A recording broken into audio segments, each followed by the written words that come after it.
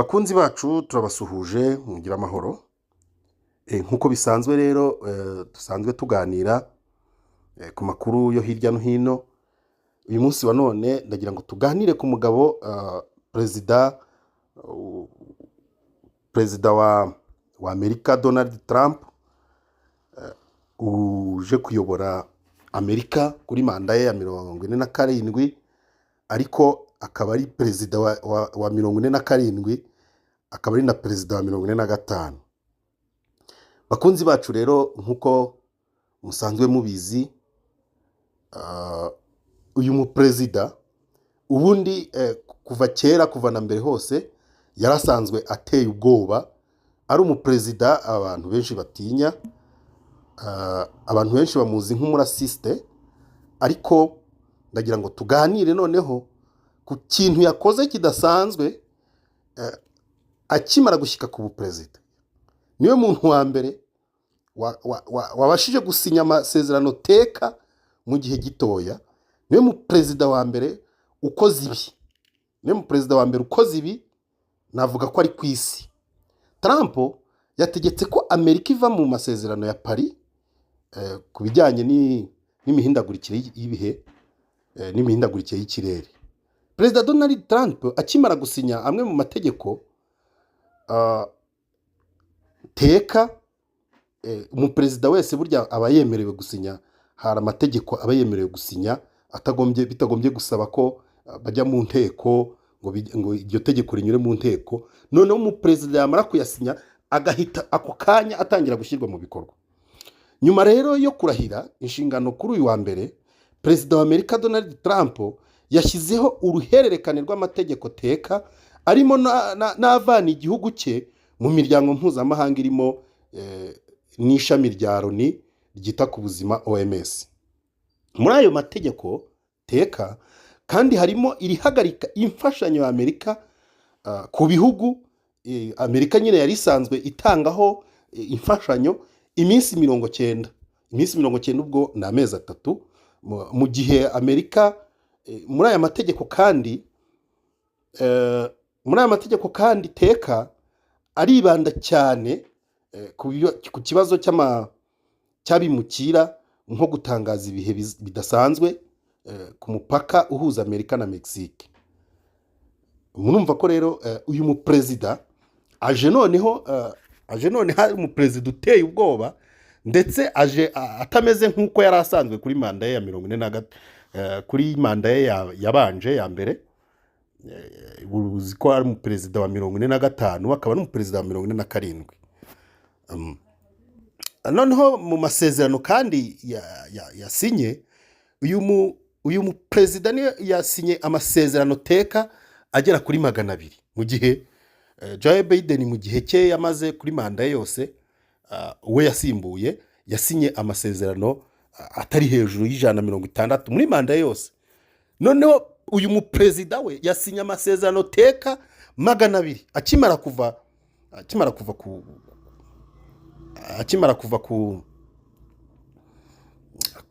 akimara kurahira yahise yinjira muri biro arasinya amateka 200. Harimo kandi muri ayo mateka harimo kandi no gukuraho itangwa ry'ubuhunzi, guhagarika uburenganzira mvukanwa ku bwenegihugu kuri bamwe kuri bamwe mu bana bagiye bavukira muri Amerika. Trump yategetse ko abo bana nyine nabo bakurirwaho.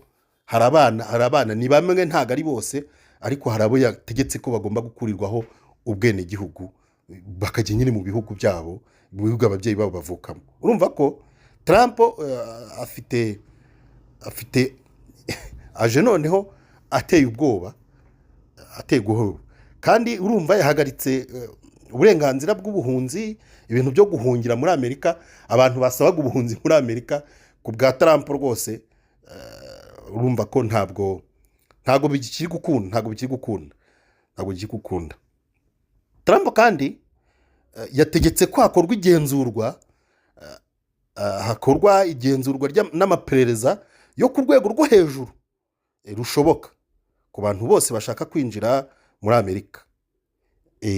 anategeka kandi guverinoma ye ategeka guverinoma ko yamenya ibihugu bishobora kuba bifite inzira z'igenzurwa z'amadolari zirimo ibyuho kugira ngo abenegihugu babyo babuzwe kwinjira muri Amerika. Ubwo ni ukuvuga ngo igihugu cyose gifite icyuho mu igenzura ry'amadolari, icyo gihugu cyose nyine kigomba kugenzurwa kugira ngo nikiboneka nikigaragara abenegihugu babo ntibemererwe kwinjira muri Amerika habe no gutembera. Muri manda ye ya mbere Trump yakurikizaga politike y'ububanyi n'amahanga yo kugira Amerika iya mbere, ari byo America First, kandi n'itegeko teka yasinye kuri uyu wa mbere rirategeka minisitiri mushya w'ububanyi n'amahanga Marco Rubio kuyobora umuhate wa minisiteri ashinzwe muri uwo mujyo. Iryo tegeko teka kandi riragira riti uhereye uyu munsi wa none politike y'ububanyi n'amahanga ya Amerika iharanira ishimitse inyungu za Amerika kandi izashyira imbere buri gihe Amerika n'abanyamerika bose muri rusange. Donald Trump kandi yategetse ko Amerika iva mu masezerano ya Paris ya 2015 ku mihindagurikire y'ibihe, icyemezo n'ubundi yari yafashe muri manda ye ya mbere. Uyu mukuru wa Amerika mushyashya watorewe manda ya 47 yavuze ko iki gihugu gifite agahigo ko guteza imbere inganda z'ubukungu n'imihindukire n'ibidukikije zikwiye kuba intangarugero ku bindi bihugu. Ibihugu hafi 200 byasinye aya masezerano ya Paris agamije gukumira ubwiyongere bukabije bw'ubushyuhe ku isi. Muri aya masezerano buri gihugu cyiyemeje kwerekana gahunda yacyo yo kugabanya ibyuka bihumanya icyohereza mu kirere bikagira uruhare mu mihindagurikire y'ibihe. Mu kindi cyemezo gisa nk'icyo yari yafashe muri manda ye ya mbere, Trump yategetse Leta Zunze Ubumwe za Amerika kuva mu ishami rya Loni ryita ku buzima OMS. Umukuru wa Amerika yinubira imyitwarire y'uyu muryango mu guhangana n'icyorezo cya COVID-19, akaninubira ko gihabwa inkunga y'umurengera na Amerika. Mu itangazo yasohoye rero kuri uyu wa kabiri, OMS yavuze ko ibabajwe n'ibyatangajwe na Trump kandi yiteguye kugirana ibiganiro byubaka bigamije gukomeza ubufatanye na Amerika ku nyungu z'ubuzima n'imibereho myiza ya za miliyoni z'abaturage ku isi. Muri iryo tangazo OMS yagize iti kuva mu myaka irenga 70 OMS na Leta Zunze Ubumwe za Amerika barokoye ubuzima bw'abatari bake kandi barinda abanyamerika n'abaturage bose ibyari byugarije ubuzima bwabo dufatanije.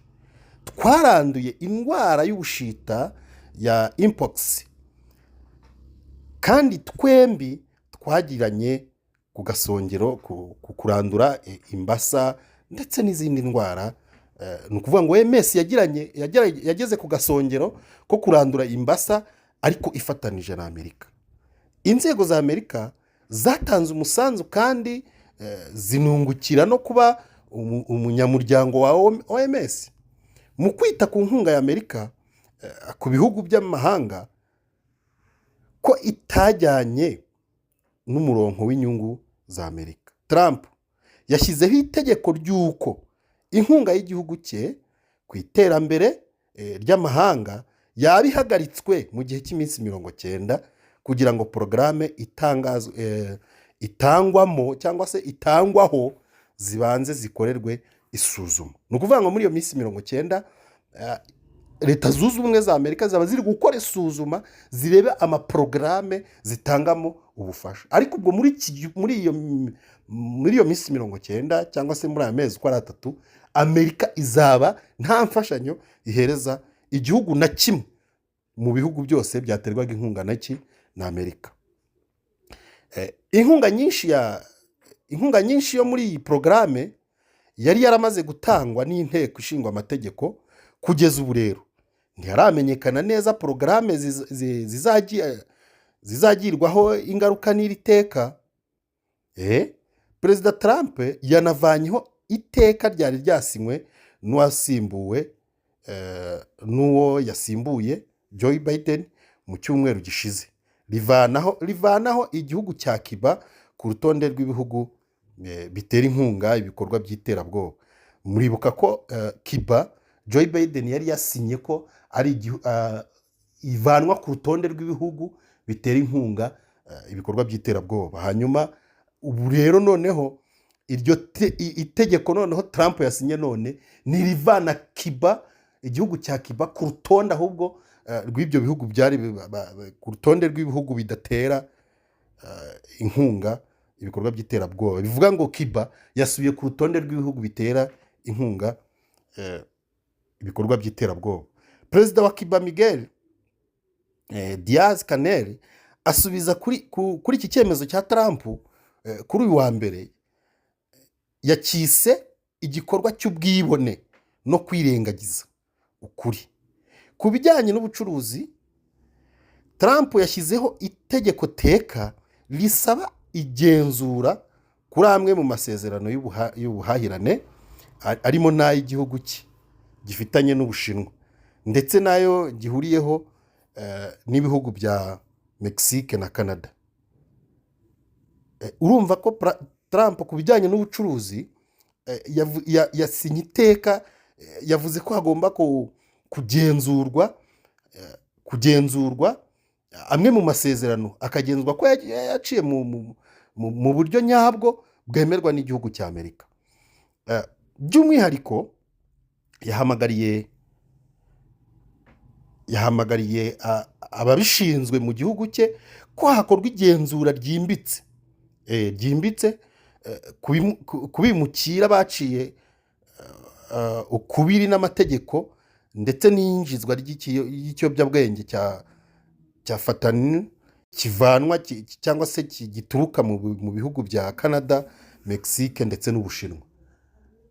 Urumva ko mu mvugo ye cyangwa se mu bikorwa bya Trump, igihugu cya Canada, igihugu cya Mexique n'Ubushinwa ni ibihugu bimeze nk'aho bihanganye na Amerika ku bijyanye n'imvugo y'uyu muperezida mushyashya waje kuyobora Amerika. Mbere y'uko atangira inshingano, Perezida Trump yari yavuze ko ibyo bihugu bizasabwa kugira icyo bikora. Mbere y'uko atangira inshingano, Perezida Trump yari yavuze ko ibyo bihugu bizasabwa kugira icyo bikora kuri izo ngingo zombi, bibashe kwirinda ko amahoro ku bicuruzwa byohereza muri Amerika yakongerwa. Urumva ko ni ibintu mbere y'uko yinjira mu nshingano cyangwa se mbere y'uko arahira, yari yavuze ko ibi bihugu bigomba kureba uko biganira kuri izi ngingo zombi, cyangwa se kureba uburyo bibigenzura bikazatuma wenda amahoro atongerwa kuri ibyo bicuruzwa byabo bohereza muri Amerika. Mu gusubiza ku itegeko ryari ryashyizweho muri manda ye ya Biden, uwo yasimbuye, ryagombaga kubuza ikoreshwa ry'urubuga rwa TikTok muri Amerika ku bw'impungenge z'umutekano w'igihugu. Trump yasinye itegeko teka ribwira Minisitiri w'Ubutabera kutubahiriza iryo hagarikwa kugeza igihe ubutegetsi bwe bwaba bwamaze kwanzura icyakorwa. Bivuga ngo ubutegetsi bwa Trump nibwo buzemeza neza icyakorwa kugira ngo iyo TikTok ihagarikwe cyangwa se yemerwa. Ariko uyu munsi wa none ni ukuvuga ngo ibyo Joe Biden yari yasinye bivuga ko TikTok igomba kudakoreshwa muri Amerika. Ubu ngubu byavuyeho, abanyamerika ubu noneho bemerewe, abakoresha TikTok bemerewe kuba bayikoresha mu gihe cyose umwanzuro utarasohoka wa guverinoma. Iryo tegeko kandi ryahagarikaga ikoreshwa ry'urubuga rwa TikTok keretse gusa mu gihe icyo kigo icyo kigo gifite icyicaro mu Bushinwa cyaba gikurikije cyaba kigurishije ku muguzi wemewe mu gushyigikira iri hagarikwa rero abategetsi bo muri Amerika bagaragazaga impungenge ko guverinoma y'Ubushinwa ishobora kubona amakuru y'ikoranabuhanga y'Abanyamerika ubundi ubwo bari babikoze bagerageza kurinda umutekano w'amakuru yabo y'Abanyamerika noneho y'abaturage bo muri Amerika, ariko ubwo ni ukuvuga ngo ibyo perezida wari uriho yari yakoze, ni ukuvuga ngo Donald Trump yahise byose abikuraho. Ubu ni ukuvuga ngo igihe cyose bari bamaze badakoresha TikTok, ubu noneho bemerewe kuyikoresha kandi nta kibazo, nta mpungenge bafite. Trump ubwe yagerageje gushyiraho ihagarikwa nk'iri Trump ubwe yagerageje gushyiraho ihagarikwa nk'iri muri manda ye ya mbere, ariko kuva mu byumweru bishize yashyigikiye ko TikTok yakomeza kuboneka ku bayikoresha muri Amerika, harimo n'uko guverinoma ya Amerika ishobora kugura imigabane muri iki kigo. Bivuga ngo guverinoma ya Amerika ishobora kugura imigabane muri iki kigo, noneho nayo nyine ikabikoresha urubuga rwa TikTok, ikaba nayo ifitemo imigabane muri iki kigo, aribyo byakorohera cyane Abanyamerika gukoresha TikTok. Murumva ko uyu muperezida ateye ubwoba muri iki gihe aje kuyobora, ateye ubwoba kuko ibihugu byinshi bifite ubwoba cyane ko urumva ibihugu byinshi byahagarikiwe imfashanyo mu mezi 3, bivuga ngo nta gihugu na kimwe muri aya mezi uko ari 3 Amerika izaba iri guhereza inkunga, yaba inkunga ya gisirikari, yaba inkunga ya ntuza, yaba inkunga y'ibikorwa bindi bisanzwe, andi maporogaramu yandi asanzwe, kuko Joe Biden yo arashaka ko habanza gakorwa igenzurwa amaporogaramu izo nkunga ziri kujya gukorwa. Kandi Trump kandi yashyiriyeho ibihugu birimo abasirikare nka Korea y'Amajyepfo n'ikindi gihugu kirindwa na Amerika ko kizajya cyishyura miliyoni 10 z'amadolari. Miliyoni 10 z'amadolari zigomba kuzajya zitangwa kugira ngo zifashe babasirikare bari mu bikorwa nyine byo kurinda umutekano w'ibyo bihugu. Urumva ko Trump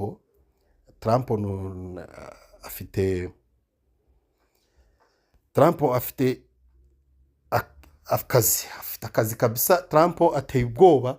Urumva ko Trump ibi bintu yakoze byatitije ibihugu byinshi byo ku isi. Ibihugu byinshi byagize ubwoba bw'igikorwa Trump yakoze nk'umuperezida.